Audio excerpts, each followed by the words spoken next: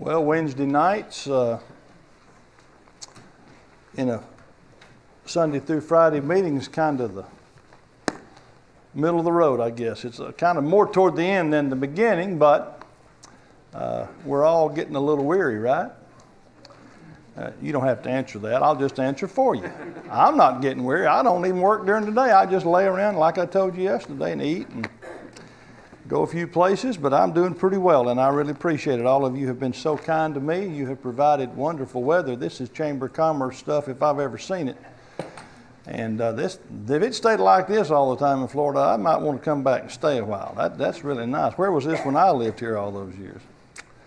But it's been good. We had Adam and I and Brian had lunch with some ladies today, which we really enjoyed. They were so kind and benefited from being with them, and then got to spend some time tonight with Keith and Vanessa, which was a great joy for me for a number of reasons. And so all those things make for good times for me. And so in these short few minutes, I'm hoping to do some things that you've asked me to do. Appreciate always the prayers on my behalf.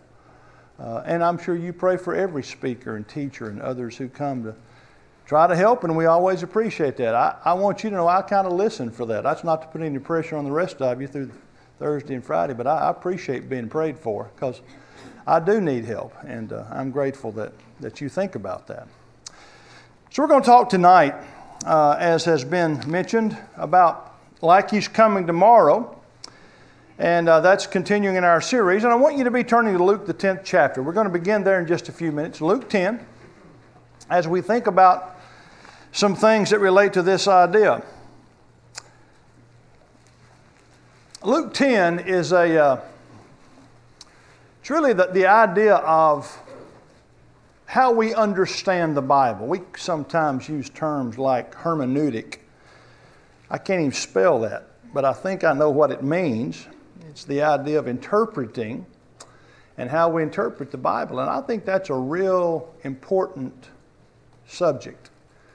I'm confident you talk about that and you try to determine how you do that based upon what the Bible says. And that's what we need to do. And there is a principle that's found as we think about this idea. And tonight we're going to talk about seeing like He's coming tomorrow. Adam kind of said he was interested in what I meant by that. I'm kind of interested in what I mean by that too. All that to say, I had to find, in order to be consistent, I had to find a word that ended in ing, because everything else does. So, seeing works. But we're going to talk about perspective and having the perspective that each of us needs to have, considering the fact that God will come back one day, and He may come back tomorrow, or He may even come back tonight. So that's really the idea that we're talking about as we think about this series. And then Luke the 10th chapter, this as we think about seeing like He's coming tomorrow, I want you to notice what is said. And behold, a certain lawyer stood up and tested Him, saying, Teacher, what shall I do to inherit eternal life? And He said to him, What is written in the law, and what is your reading of it? This is a great passage to help us understand what Jesus wants every single one of us to do. The question was asked of Jesus, what shall I do to inherit eternal life? And interestingly enough, in order to answer that, He asked two questions. And it's really, He asked the question so that this man himself could understand what he needed to do. And the answers that the man gave us, what is written in the law and what is your reading of it? And later in that text, we understand that this man answered correctly. But what's interesting about that to me is that Jesus said, what does the law, basically He said, what does the law say? And what does the law mean? And I think if we understand what it says or what it's written, we have to also understand what it means. And that's very important in a lesson like we're going to talk about tonight. But this is a principle that just cannot be overstated. People talk about, what do you think about a certain subject? And somebody say, if you tell them, they may say, well, that's just your interpretation. And that's exactly what it is, folks. When they say that's just your interpretation, you need to say, yep, that's right. That is my interpretation. And sometimes we don't like to say that because we know what direction they're going. But frankly, yes, it is our interpretation. But what this passage tells us, that our interpretation can be right. And our interpretation needs to be because we've read the law and we understood what the application of that is. So understanding and applying principles found in God's Word are critically important. And such is the case tonight. That's why I want to talk about this principle at the beginning of this lesson. And it's seen in a passage like Colossians 3, this passage that we're very familiar with, where Paul would say, if then you're raised with Christ, seek those things which are above, where Christ is, sitting at the right hand of God. And then verse 2 says, set your mind on things above, not on things on the earth. This is an interesting passage to me. We preachers like to talk about these verses. Can I use the word fun?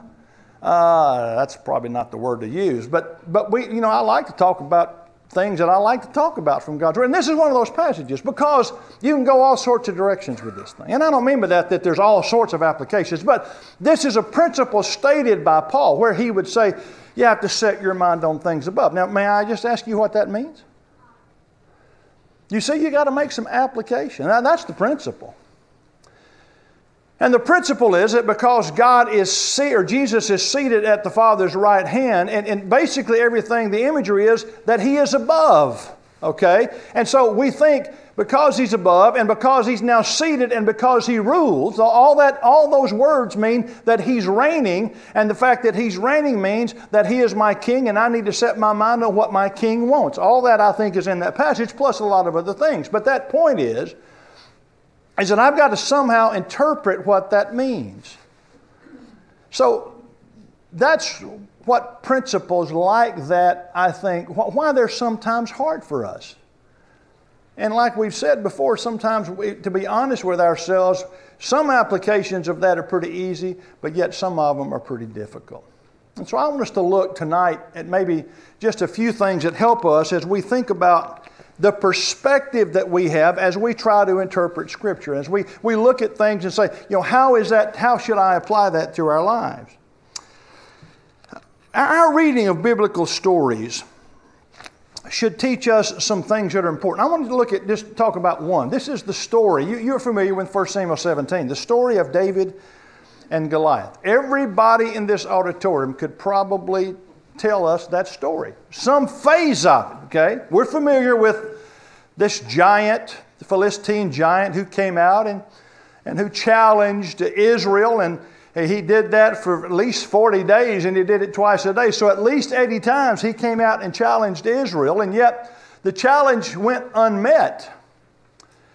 And as you think about that, eventually we're familiar with the fact that eventually David came along, and David heard this challenge. David was sent to really take care of his brothers and to bring some things to them which they needed, but also others as well. But while he happened to be in the camp, he heard this challenge. And again, I think most of us are familiar with this story. But David heard, and so David ultimately or eventually convinced Saul that he could attack. He could take this giant. And of course, everybody initially thought that was a crazy idea, but he convinced him. He said, I've had experience fighting animals and other things that should overtake me, so I want to take care of this giant. And so eventually, because no one else would, and because David said he would, that is certainly what took place. But I want you to follow. Go to the text with me if you would. And I want us to look at a case in point that relates to some of the things that I want to talk about. Look at verse 48 of 1 Samuel 17. This is verse 48. So it was when the Philistine arose and came and drew near to meet David that David hurried and ran toward the army to meet the Philistine. Now, let me just say, some of the language in some of these stories is a little different. It's not different, but it's things we don't really pay a lot of attention to until we go back and read it. But did you remember that he ran toward the Philistine? I mean, that's something we may know when we read it, but you're thinking, okay, maybe he walked toward him. No, the text tells us that he ran. Verse 49 says, and then David put his hand in his bag and took out a stone, and he slung it and struck the Philistine in his forehead, so that the stone sank into his forehead, and he fell on his face to the earth. So David prevailed over the Philistine with a sling and a stone, and struck the Philistine and killed him, but there was no sword in the hand of David. Therefore David ran and stood over the Philistine, took his sword and drew it out of its sheath and killed him and cut off his head with it. And when the Philistines saw that their champion was dead, they fled. I find that pretty interesting. Now here's what I want to ask you about the story, because we're familiar with the story. But may I ask you this question? How do you apply that? Doesn't that strike you as, well, what? In other words, as Brent Hunter used to say all the time, why are we being told this? Why is that story in there? So that when you come in contact with a 9-foot giant who's mocking God, you can take out your slingshot and grab a stone. And is that why we're told that? Does that ever happen to you? It hadn't happened to me. No. Now, when we read the story, though, and we preach about it, and I think accurately so, we talk about, what's the obvious illustration? Well, when we face our giants, right? You with me? When we face our giants, we need to have what they, yeah. I think that's a nice application, but the literal, obvious application doesn't happen to me. It doesn't. So what I want you to think about for just a minute tonight is this perspective that we have to gain from a story like this. Because it's, this is not a parable. This is not what we read from Luke 18 last night or Monday night. Well, I guess it was last night. It's running together now. But last night when we talked about Luke 18, where the parable is given and then Jesus explains the parable. That's not this. This is not a parable. This happened. And not only did it happen, but after it happened, we don't have recorded for us, this is why you're being told this story. It's a great story. I mean, this flies really good in those children's classes. I mean, you can have good handouts and, good coloring pages. It's good. And I like to preach about it. But it's about perspective, you see. We've got to ask ourselves, why are we told this, and how does he want me to apply it? You see how that's not that easy. But if I'm setting my mind on things above, then when I go back and read these Old Testament stories, I've got to somehow make that application. And I think the application of that is, obviously, it has to do with overcoming the enemy. I think that's part of the story. But it's overcoming the enemy in a different way than David overcame the enemy. Not fundamentally, because faith is what overcame it, but practically what happened to the giant when David had faith is he got hit and he fell on his face and he died, and David cut off his head and the rest is history. But that's not the way it works for us. The way it works for us, it seems to me, is that we read this story and God says, you have got to have that kind of faith. Now that kind of goes back to a little bit about what we talked about last night. But I want to kind of adjust my thoughts a little bit with it tonight and talk about this overall perspective that David had. Because I think that really is the thrust of what we're trying to think about when we think about what David did. We're trying to make this application. And our perspective, it seems to me, should always be seeing a God who will conquer our giants for us. Right? Even though he may not do it immediately or in the same way. That seems to me to be the application of the story. Now how we again read it and apply it, how does it read to you? Luke 10, that may be different, but fundamentally that's what we're talking about. And I think there is a confident perspective that we have as a Christian, and that's kind of the thrust. And I want to focus on 3 verses tonight here in just a second. But this confident perspective is how we see how we live our life every day. It's a Christian's perspective. I'm going to look at these verses in just a minute. I want to mention something else, but I want to go some other verses first. Look at John 20, the Gospel of John 20. You remember when Jesus appeared to the apostles after his resurrection from the dead, and there was one apostle in his first appearance to the apostles who wasn't there. You remember that.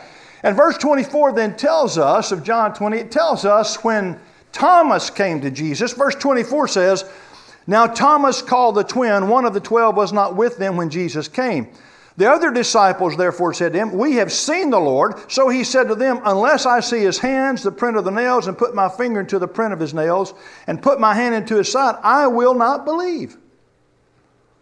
Interesting to me. And after 8 days, his disciples were again inside, and Thomas with them. Jesus came, and the doors being shut, and stood in the midst and said, peace to you. Then he said to Thomas, reach your finger here and look at my hands, and reach your hand here and put it into my side. Do not be unbelieving, but believing. And Thomas answered and said to him, my Lord and my God. Every time I read those verses, and every time I think of this scene, it kind of gives me chills. Because that point at which, and I think the slide that I have up kind of indicates that, the point at which Thomas understood, as did those other apostles did, that was a moment that changed their life. We'll talk about that a little bit more Friday night. But then verse 29 records these words of Jesus. He said, Thomas, because you have seen me, you have believed. Blessed are those who have not seen and yet have believed.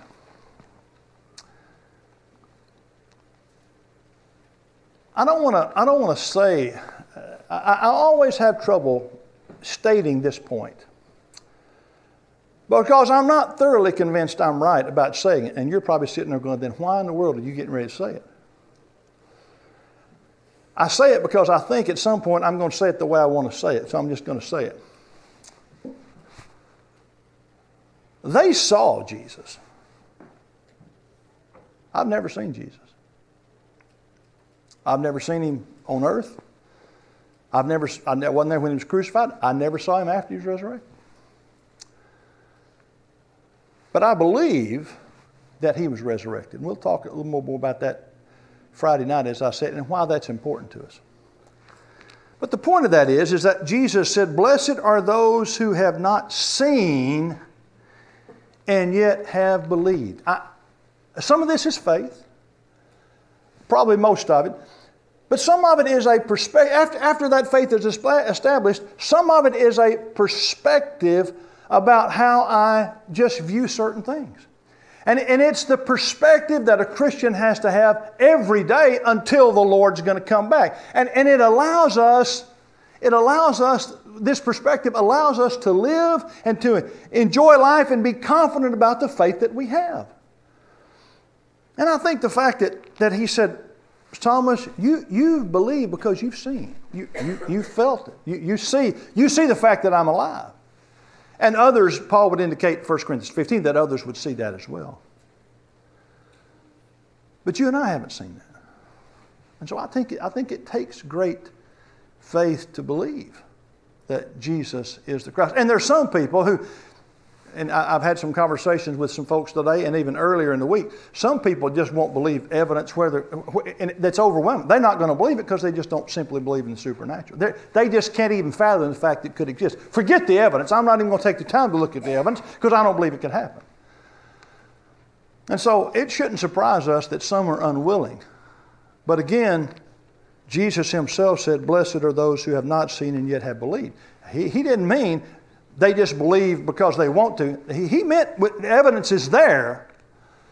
But I think it's important to notice that Jesus said that blessed are those who have not seen and yet believe. Now, let's carry that a step further. I want to go to this passage that's found in 2 Corinthians 4. This is really the thrust of what I want you to get tonight. Several years ago, I have a book in my library. The book is called The New Testament Book by Book. It's a book. Some of you know what a book is? It's actually got paper and it's got a cover and you open it, it's got pages. You remember that? Remember those things? And it's one of those books in my library that's meant a lot to me. Not because it's some great in-depth book, but because in my judgment, it helps just to give a good basic grasp of what each New Testament book's about. It was written by a man named Roy Cogdell. That's a name that's familiar to some of you. Brother Cogdell preached a long time. And I've never heard him preach in person, but I've heard some things on tape. Any of you know what tape is? You remember that too? There was tape. See, I'm just getting older. Everything that I did was in the past now. But anyway, I remembered that. And Brother Cogdell wrote this book. And so every time now that I teach a class on a particular book, I go back and I read what he wrote about that. Now, when he got to 2 Corinthians, and when he was going, it wasn't chapter by chapter, but it was kind of section. He'd look at the context and kind of go by section. And about this particular context, I don't recall word verbatim what he said, but basically he said this: I don't know of a place in Scripture that shows a better perspective of a Christian than this passage. Now, when I read that, and when I realized that Brother Cogdell was the one who said that, I went back and read it again, and again, and again, and again. And when I read it, I got to thinking about it. And it makes perfect sense to me, because this is how a Christian sees his life. And I want to read it for you. Again, I want you to follow along if you would. And we're going to talk about it here for just a few minutes. Therefore, Paul says, we do not lose heart. That is a result. What he says there, that's a result of what he said previously in those earlier verses. He talks about all the distresses that had happened to him in his life. And basically, I think what he's saying is, if all these things happen to normal people, or people normally is a better way to say that, then most of those people are going to lose heart. But he said, therefore, we do not lose heart. So the conclusion that he makes is, I don't lose heart. And I'm going to go ahead and cut to the chase. The reason they don't lose heart is because they have a different perspective. They see things differently. Then he says, even though our outward man is perishing, yet the inward man is being renewed day by day. And let me stop right there. Our outward man is perishing. Is there anybody here that needs me to document that for you? No. We all understand that. Every day that I get up out of bed, I understand that a little bit more. I don't yet have a lot of body parts that aren't original, but I've got a few floating in my mouth that aren't original.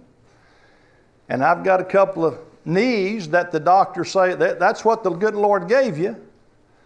But at some point in time, before too terribly long, when you can't stand it anymore, we're going to have to go in there and replace those things. And some of you in this audience are saying, yeah, I know the feeling. I've got one or two brand new ones now, because that's the way it operates. Or you got a hip, or there's something about you, and the reason that those things happen is because why? Our outward man is perishing, right? If you are an athlete, or you have been an athlete, or you're still if you're still a legend in your own mind like I am, you realize pretty quickly that you can't do what you used to do. And that happened to me when I was 50 years old, about 10 years ago. My oldest son was playing in the alumni basketball game over at Florida College, and I told myself I'm going to get in shape at 50. And I hadn't played any basketball, probably 10 years. But I said, well, he's playing, and I'm going to guard him. I'm going to shut him down, and I'm going to get myself ready. And for 6 months, folks, every day, man, I went out and ran. Well, I call it running. I was moving it. I wasn't walking, let's put it that way. But I was working on it. I got myself in pretty good shape. And it came time to play the game, and there were 10 of us on the alumni team, 10. And so what we determined is these 5 are going to play 5 minutes, and then these 5 are going to play 5 minutes. And when I got in the game, I have never been so glad to see a 5-minute span come than I did during that game. So I played 20 minutes of a 40-minute game, 5 minutes at a time. 20 minutes in each half. Well, 10 minutes in each half, rather. But I paid for it, because after that game was over, for about 6 months after that, something on me hurt. I knew that was going to happen, but I had decided that I could. That really told me that you can't do what you used to do. Okay? I want to say this to you. There's some people that they get all bent out of shape about that. If you think about it, some of you are my age, some of you are considerably older than me, some of you are younger than me. But if you let yourself think about it, the fact of the matter is that physically, I don't care what you do, eventually those negative things are going to overtake the positive things. And at some point, it's going to be over. Am I right about that? I mean, that's just the way that is. Now, that doesn't mean we ought not take care of our bodies and all that. Don't misunderstand me. But the fact of the matter is, we're going downhill. Our physical bodies, as he says here, our outward man is perishing. But notice the second thing that he says. This is the good thing. But even though our outward man is perishing, yet the inward man is being renewed day by day. I used to worry about the fact that I was getting older. And then I started not only reading these verses, but I started applying these verses. I started saying, well, what does that mean? And here's what it means. It means that though this body, yes, it's getting older, but my spiritual man, that spiritual man inside of me, my inward man, yet it's being renewed day by day. So that even though this body's getting older, my spirit is getting better. You see that? And that's why if you're sitting here in this audience tonight and you're in the twilight of your life, it's a great time. It's a great time. You may not be able to do. You can't do what you used to do. I get that. There are things that I can't do anymore, and it's going to get worse before it ultimately gets better, right? But there are things we can't do. But our spiritual being is better. So while this is going on in our bodies, how do we see that? How do we look at that? What kind of perspective? Here's what Brother Cogdell said. Basically, he said in verse 17, he says, "For our light affliction is but for a moment." You remember at the beginning of these lessons, I said everything has a time element? Moment.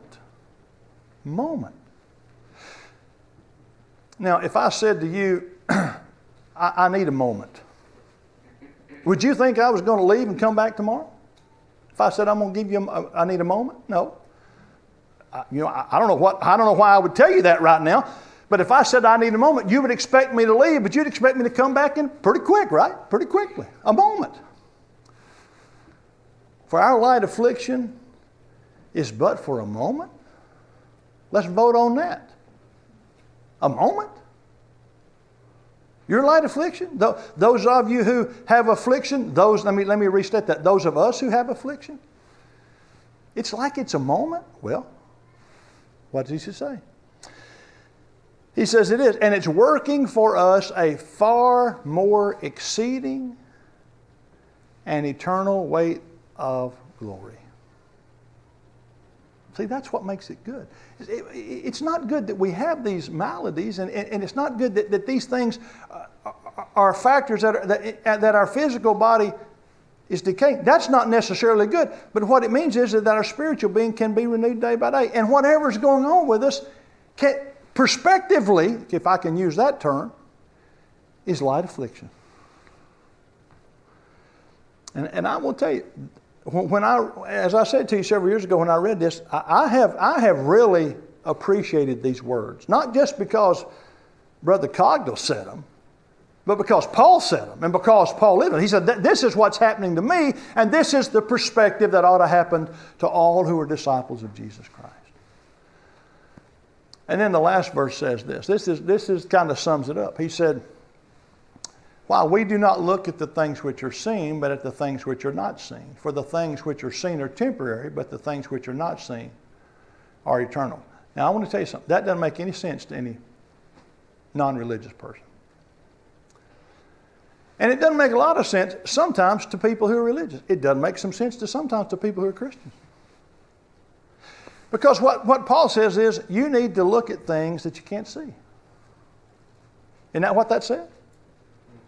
That's exactly what that says. Paul says, we do not look at the things which are seen, but at the things which are not seen. Because the things that are not seen, for things which are seen are temporary, but things which are not seen are eternal. That's the perspective, folks, that we have to have. And that's not easy to do. That's not easy at all to do.